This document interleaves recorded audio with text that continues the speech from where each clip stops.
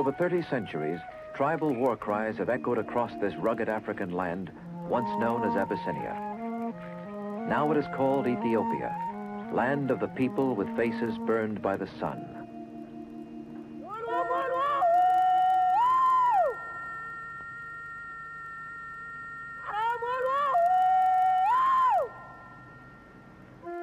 Pagan monoliths recall the invasions of Semitic tribesmen from southern Arabia 700 years before Christ.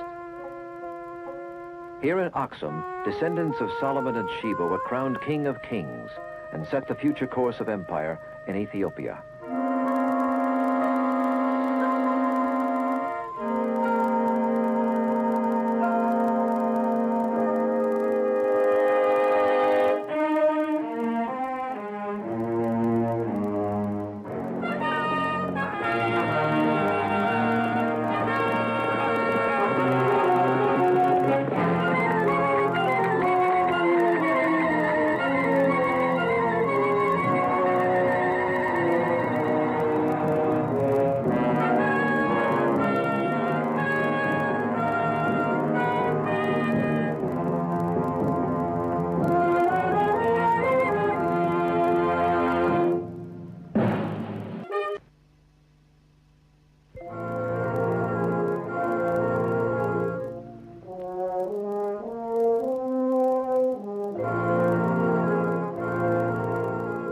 For more than 3,000 years, Ethiopia has endured in the vastness of northeastern Africa, a natural fortress protected from its enemies by mountains and deserts and unyielding traditions.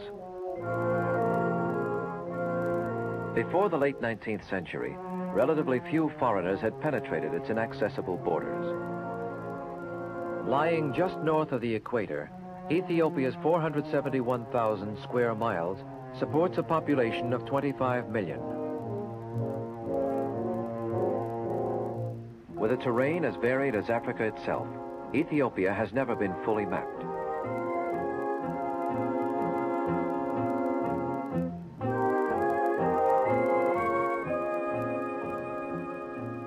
An estimated 20 years will be required to survey and define Ethiopia's topography, which ranges from 381 feet below sea level to an elevation of 15,000 feet.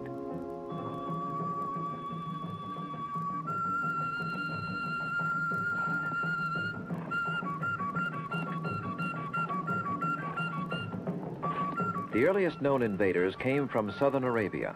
They were dark in skin, Caucasian in origin, speaking a Semitic language. Over the centuries, they conquered the native peoples of the highlands and secured the rule of Ethiopian kings.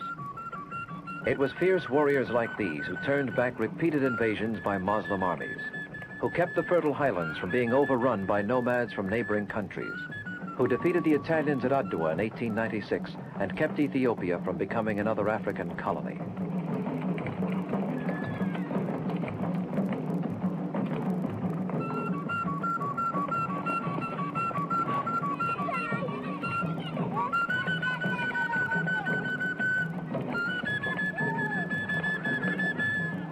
In celebration of their warrior past, horsemen of the imperial cavalry reenact a spectacle of warfare. It is called Paraskouks.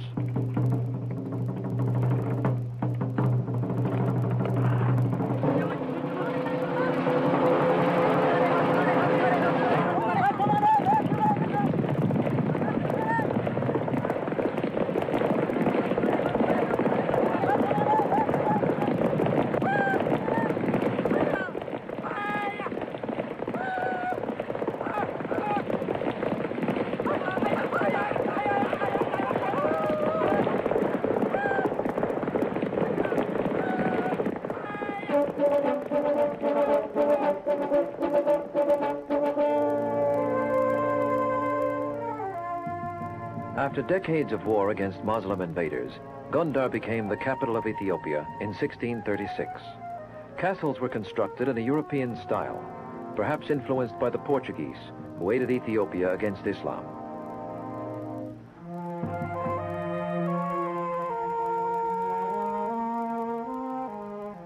Gondar became a base of power. No longer would the emperors govern from battle tents and shifting campsites. In 1887, a new capital was established in the Central Highlands. It was named Addis Ababa, or New Flower. Today, Addis Ababa is a city of 700,000, a symbol of Ethiopia's belated entry into the modern world.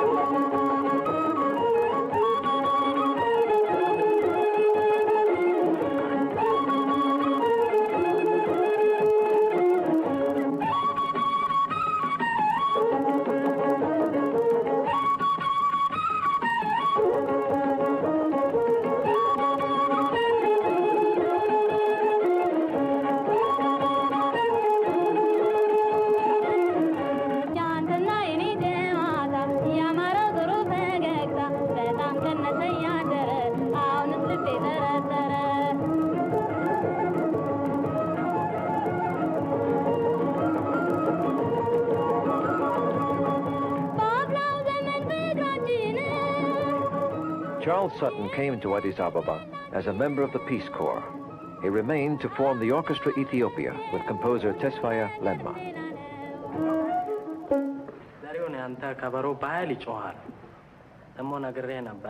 Typical Ethiopian music is usually performed by one or two instruments, but the compositions of Tesfaye Lemma and other young composers are introducing new orchestral forms based on traditional themes.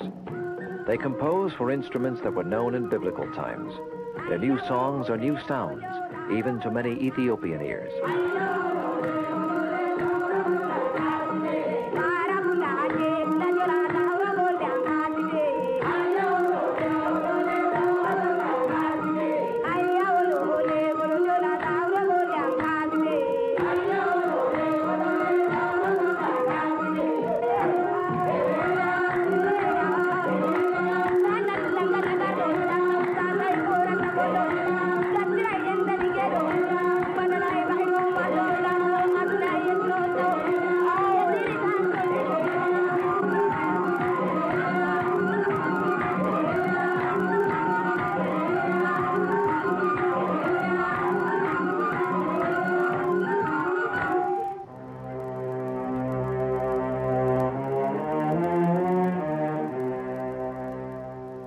Once a saintly monk wandering through Tigray province came to the foot of this lonely mesa. Legend has it that on top lived a large snake, and the Lord commanded it to stretch itself down and lift the monk to the heights. In gratitude to God, the monk founded the monastery of Debre Damo, Ethiopia's oldest Christian community. In the 1400 years since the holy man's ascent, entry into Debre Damo has been made only with a leather rope.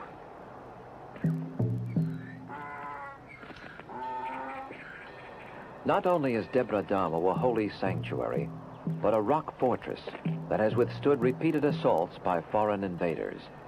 Only once, in the 16th century, were its natural defenses penetrated. Turkish troops fought their way to the first level. From there, a steep path led to the top, where every monk was put to the knife.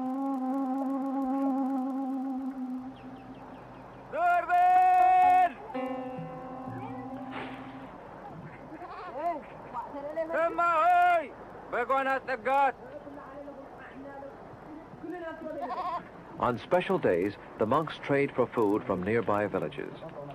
The food requirements of the monks are simple. For in its calendar of 13 months, the Ethiopian Orthodox Church marks 250 days for fasting. Only men are permitted on Debre Damo. So strict is this observance that it applies even to males of animal species.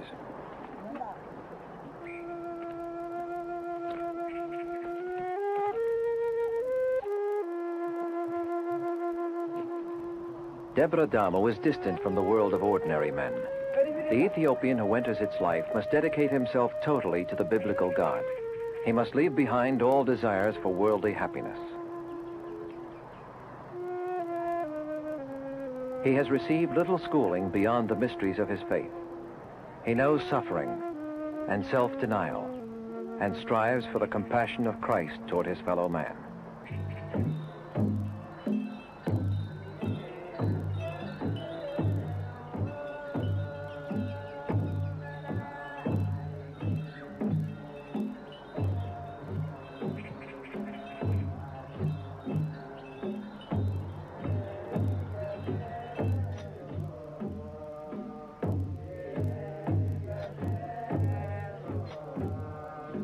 A monk has died.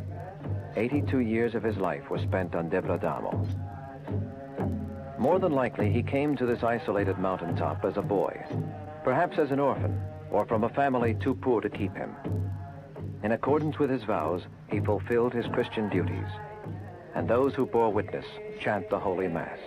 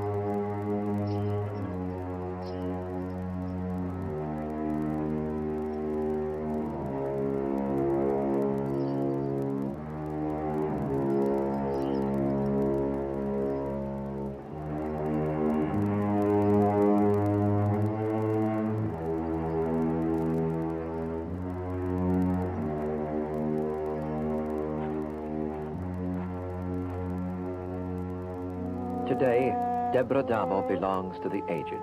Few novices come to accept its remote existence. In the death of a single monk may be the passing of a way of life.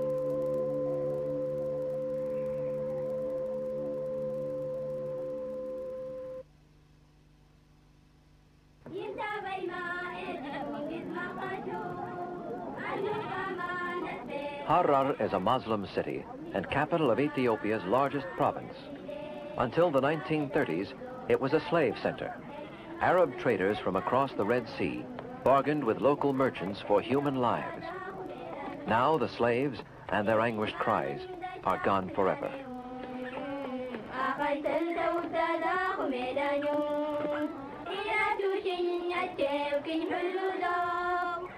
Basket weaving is taught to many Harari girls at home.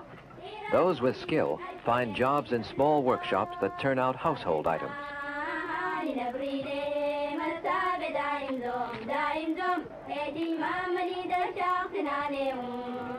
It may take as much as 8 months to fashion a single masop, the special table used to serve Ethiopian food. North of Harar, sprawling deserts seem to defy human existence. Here live the Afars, nomadic tribesmen ruled by hereditary chieftains like Sultan Ali Mira. There are some 100,000 Afars in this semi-autonomous region of Ethiopia, governed by their own customs and the laws of Islam. Most Afars choose to retain their ancestral ways as herdsmen. Renowned as warriors, they face a new kind of attack. For the first time, the Afar desert lands along the Awash River are yielding cotton and other crops. Plow teams from another age are helping to extend the irrigation system. Each year, this newly developed desert area is invaded by more machines and men from the Ethiopian highlands. The Afars themselves stubbornly refuse to farm their lands. Working the soil, they say, is no task for warriors, and so the peaceful invasion from the highlands continues. Though the Afars may one day be outnumbered in their most productive region, for the moment, they show little concern. Like their ancestors, they continue to wander in the more remote wastelands. The Afars are held together by strong tribal tradition and by the power of the reigning sultan. Disputes among desert tribes are settled ordinarily by local chieftains. But whenever any decision is challenged, Ali Mira sits in final judgment. The trial proceeds according to Afar custom and Islamic law based on the sacred Quran.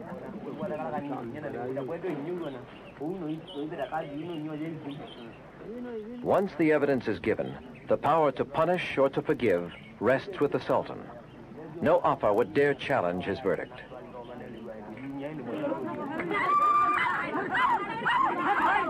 In the Afar game of Kosto, the man served the ball must break away from his pursuers, with or without the help of his teammates.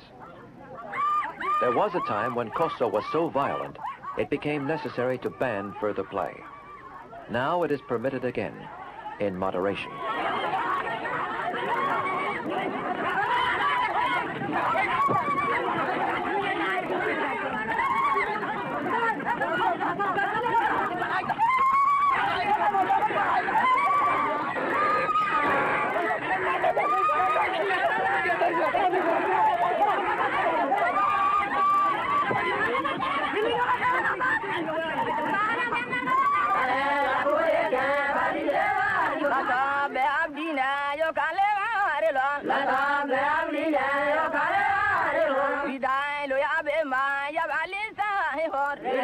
For uncounted centuries, they waged war against their enemies and fought even among themselves for grazing land and water holes.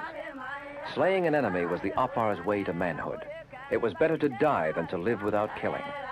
Now a young Afar distinguishes himself by the songs and verses he creates. With these, he and his friends taunt their rivals.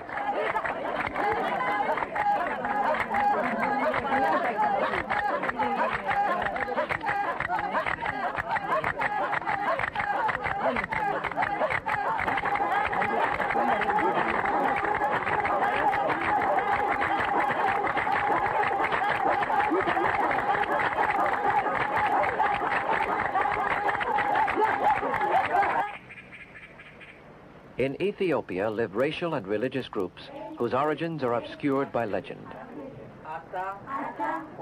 The Falasha Jews link themselves to ancient Israel. Yet the sounds of the Hebrew language are new to the Falasha. Their religion is Judaic, but they are not regarded as Semitic. Rather, they are a native people converted many centuries ago.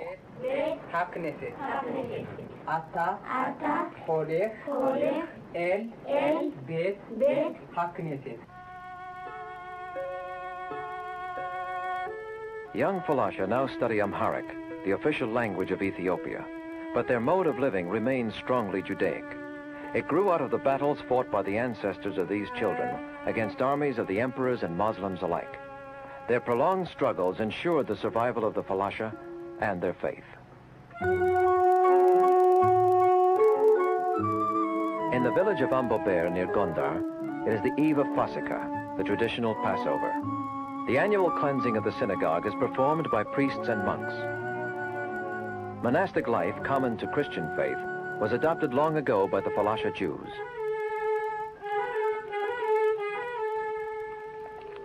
Married women mix dough for the ceremonial unleavened bread used in the Passover feast. It is baked on a clay griddle.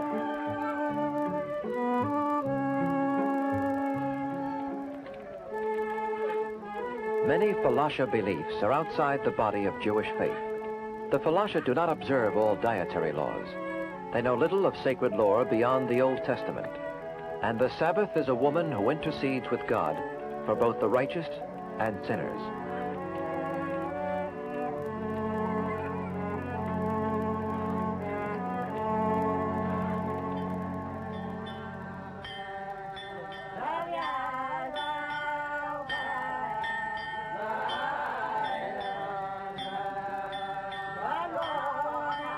Passover is an eternal song to Jewish survival, a remembrance of the exodus of Moses and the children of Israel from bondage in Egypt.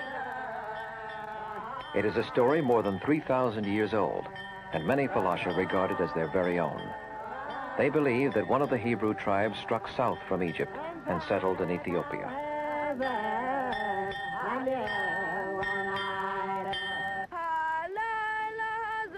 Chanting in Hebrew, the youngest schoolboy asks, "Why is this night different from all others?"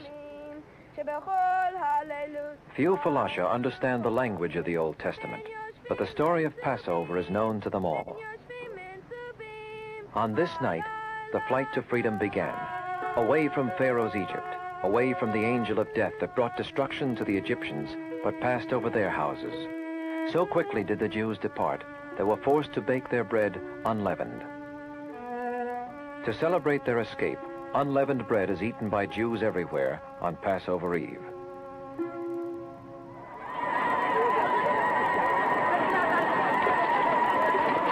On May 5th, 1936, Ethiopia fell to a foreign power for the first time. 5 tragic years passed before the country regained its independence from fascist Italy. Since that time, Liberation Day has become a national holiday. War veterans come to Addis Ababa to pay homage to the man who led them to victory and who has become synonymous with Ethiopia. His Imperial Majesty, Haile Selassie I, King of Kings, conquering lion of the tribe of Judah, elect of God, and Emperor of Ethiopia since 1930.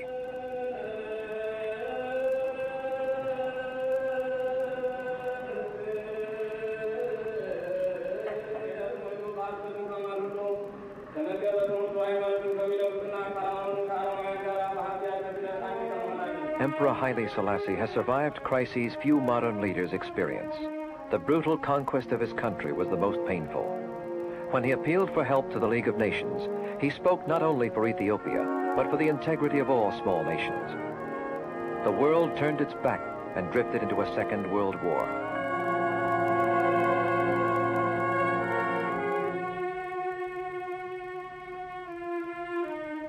In Ethiopian life, the imperial ruler is likened in splendor to the sun, in exalted power to the lion, in his divine being to the kings of Israel, and at times to God himself.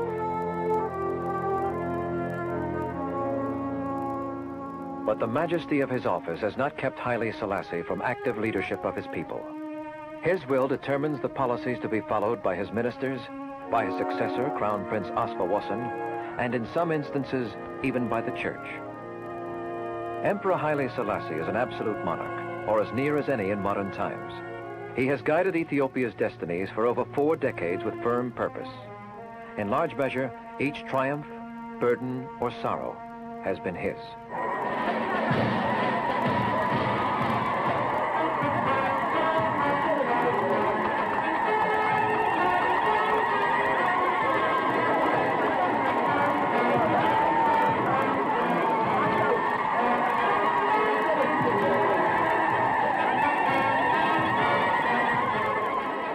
Ethiopia's bitter struggles to stay free from foreign domination are not forgotten, nor are its ancient military traditions. As the emperor passes, every veteran proudly proclaims his own bravery in battling for king and country.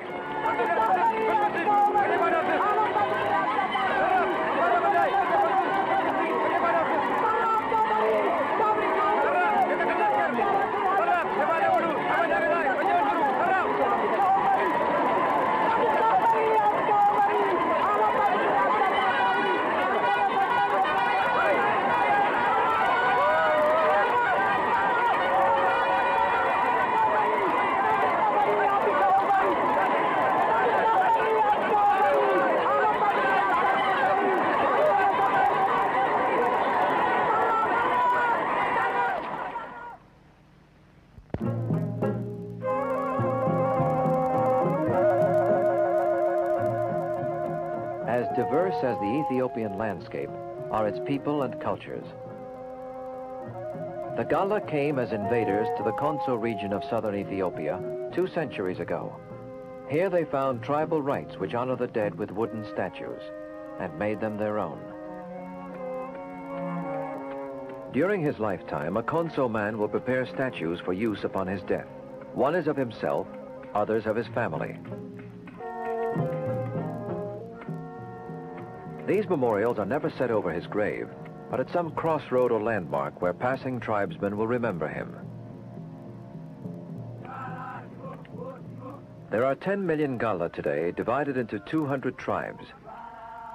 Spread over half of Ethiopia, they represent the majority in the country's population. Their influence in national life has not been correspondingly significant.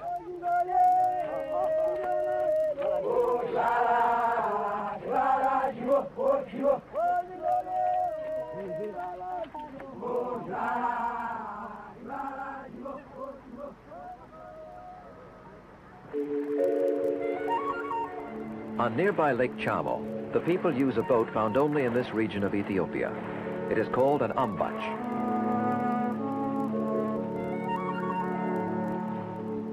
Constructed of a light native wood, the ambach is so buoyant it will stay afloat even with water flowing through it. Except for the Lenten season, fish is rarely eaten here, so the lake has retained its natural abundance of life. In these unspoiled waters, catfish grow to more than 50 pounds.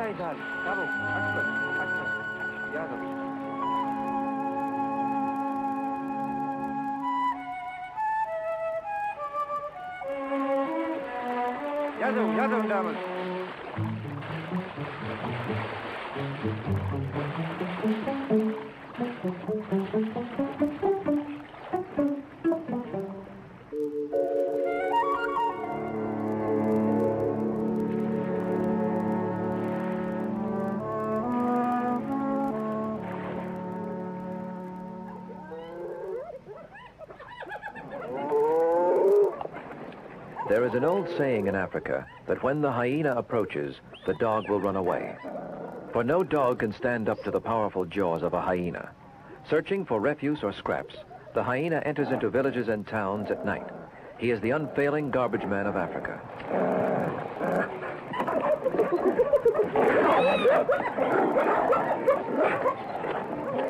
By daring to come into the towns, the hyena is not the coward he is often made out to be.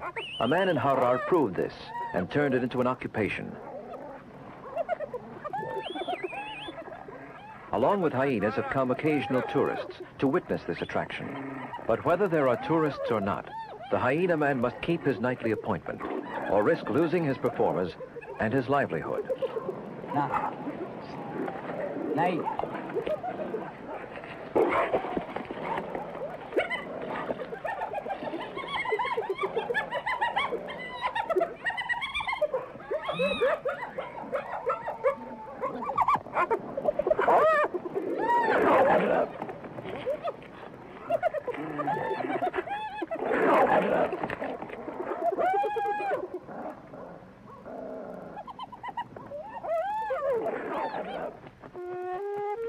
The Omo River forest is a haven for wildlife and home for the primitive Negro tribes of southwest Ethiopia.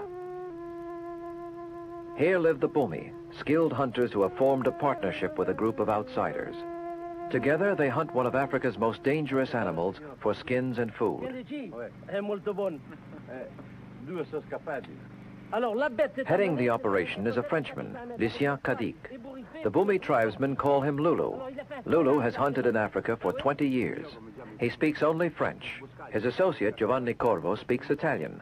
Yet the two men understand each other perfectly. They are licensed to hunt a 50-mile stretch of the Omo with no limit on kills. Last season alone, they took the skins of 4,000 crocodiles.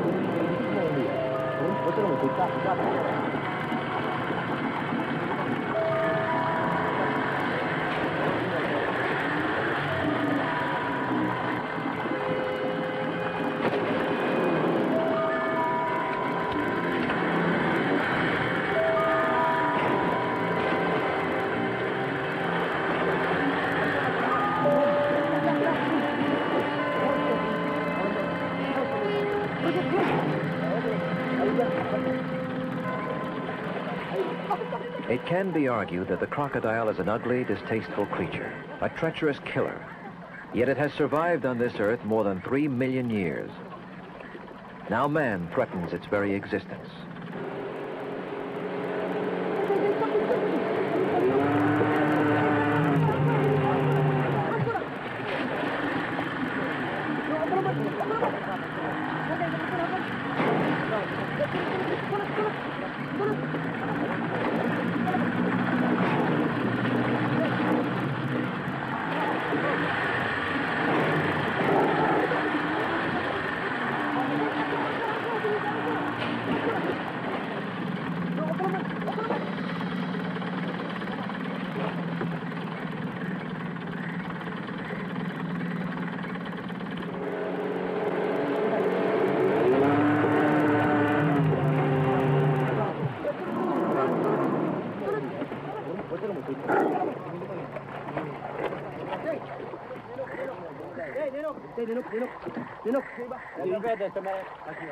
The crocodiles of the Omo are among the largest in all Africa. The average adult grows to about 15 feet in length. In the course of a night's work, as many as 40 crocodiles are taken. Each kill is beached on a nearby bank so as not to delay the hunt. A marker is set to make it easy to find.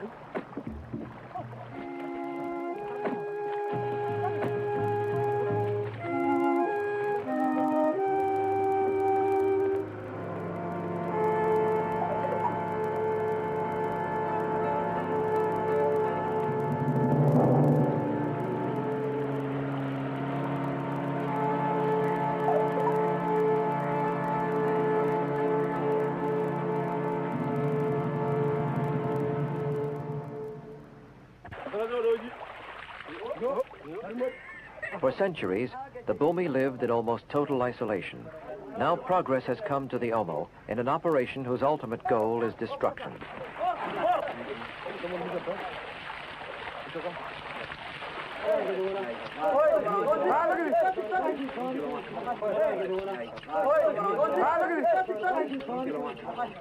On the world market, the crocodile skins will bring over $80 apiece.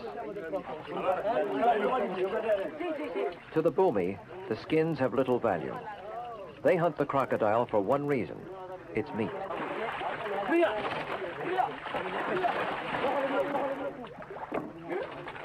Let them come!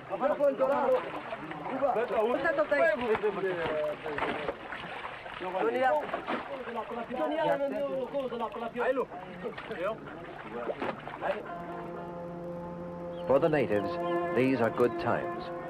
Before the foreigners came, they hunted the crocodile from flimsy dugouts. Now, from a single night's kill, there is enough meat to feed them for days. But the Bumi are paying a price. They have been forced to give up their village life to follow the professional hunters.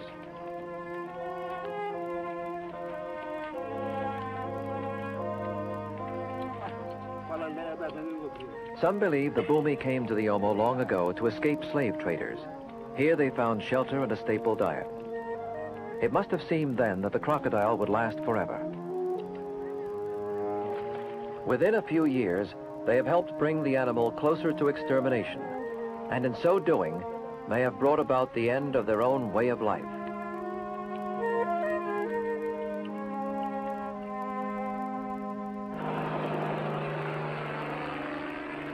The Simien Mountains of the North Central Plateau are a sanctuary for two rare animal species found only in Ethiopia. A late starter in wildlife conservation, Ethiopia made no serious attempt to create game parks and reserves until recently. Now, with the aid of foreign experts, work is in progress to establish boundaries for the new Simien Mountains National Park.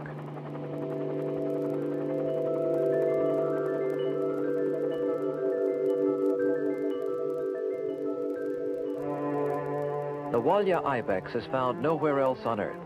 It was hunted by local villagers to the point of near extinction. Less than 200 remain.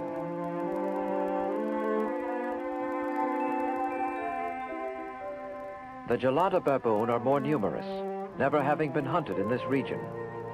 Mainly vegetarian, they compete for food with domestic herds from surrounding villages. For this reason, villagers are being urged by the government to take their herds and leave their mountain homes. The task is not a simple one, for law and custom give them every right to remain.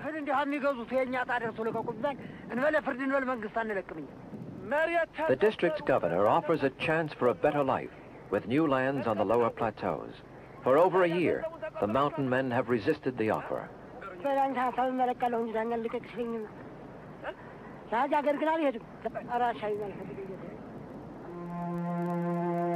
For now, the government will not press its case.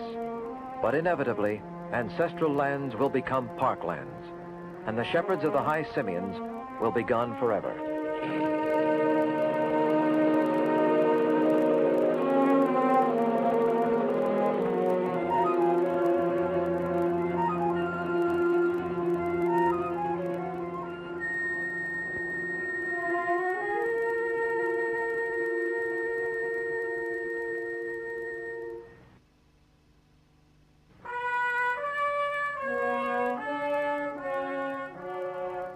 Since the 4th century, Ethiopian life has been dominated by a Christian faith as unyielding as its mountains and plateaus.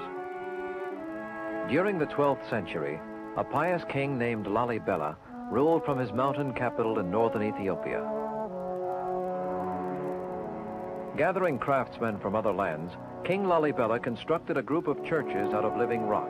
4 of them were actually sculpted from huge monoliths cut free from the surrounding rock. Once the outside dimensions had been shaped, workers chiseled out the interior.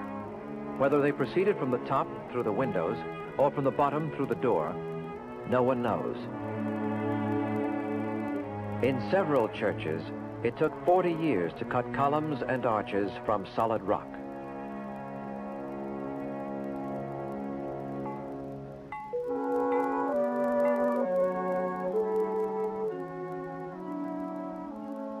Out of 11 churches inspired by King Lalibela, St. George's is perhaps the most unique.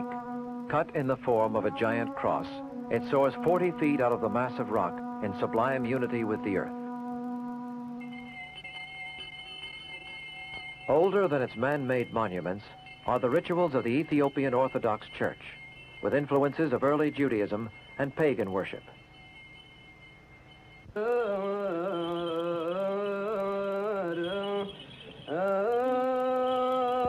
Church services express the faith that has come down through centuries, virtually unchanged. The liturgy is in the ancient Ethiopic language of Ge'ez, and in a nation where illiteracy is high, ritual drama gives meaning to the written word.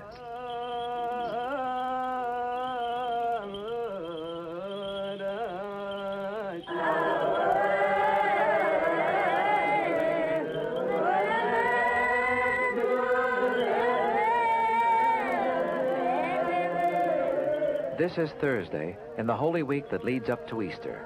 At the Church of the Savior in Adua, a special Mass celebrates the act of Jesus washing the feet of his disciples.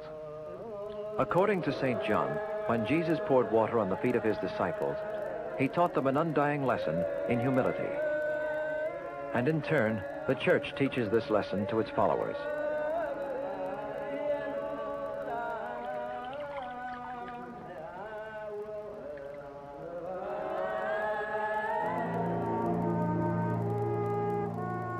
The following day is Good Friday.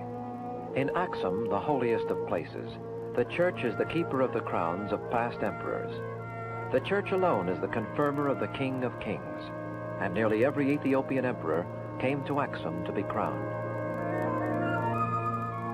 This close alliance with the imperial rulers extended the Church's power.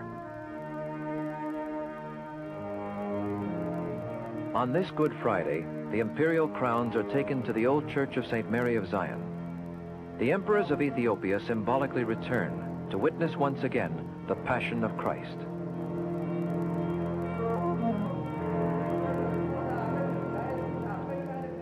St. Mary of Zion, where only men may enter, is most sacred to Ethiopians. Legends tell of its destruction by Falasha and Muslim invaders coming 500 years apart.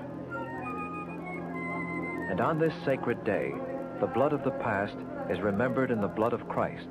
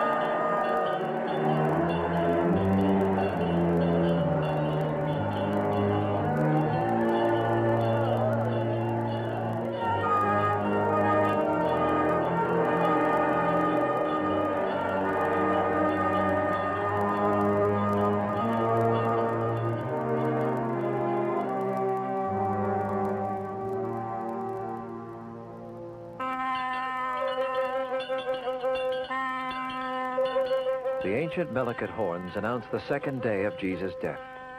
The Church goes forth, asking rulers and ruled alike to have compassion and charity for each other. in the name and for the sake of the crucified Jesus.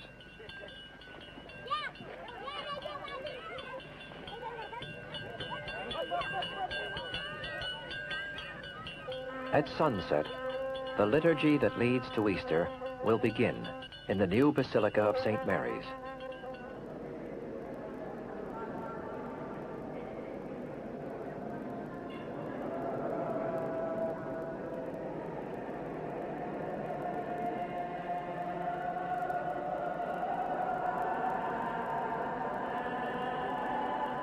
The people have come to keep the Holy Vigil. They have fasted severely through Lent, and in the past 48 hours, most of them have taken no food. This privation has enabled them to share part of the agony of Christ. Now they await the glorious resurrection. But first, a ritual search for the body of Christ must be made.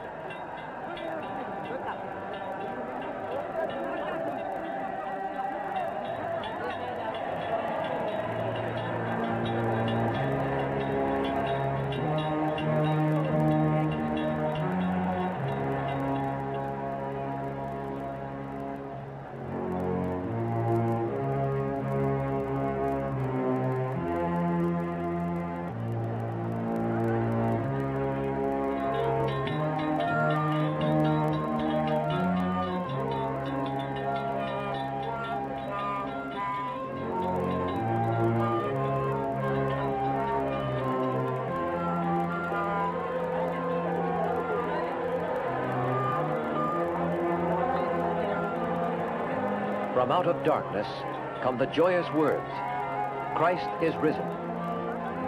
Let there be gladness, for there can be salvation for man.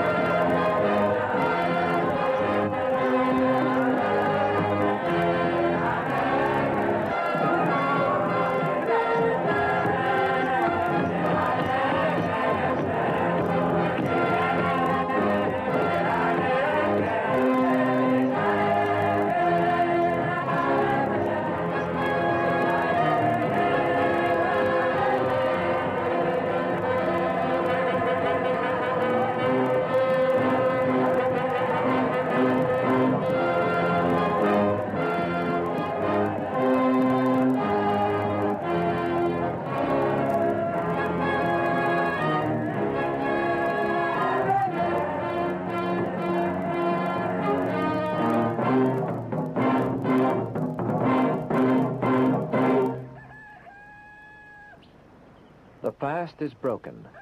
The Easter light spreads over Ethiopia, and the Spirit of Christ is reaffirmed.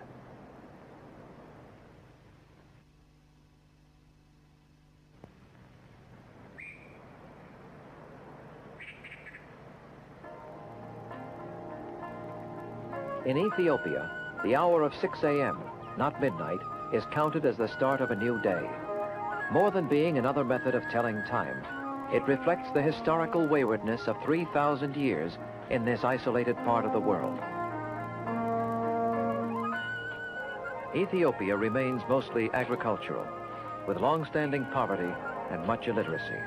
Yet Ethiopia possesses sizable human and natural resources, with potentials more promising than in most countries of Africa. Slowly, these will be achieved, for the hours move on, the hands change, and a new day comes.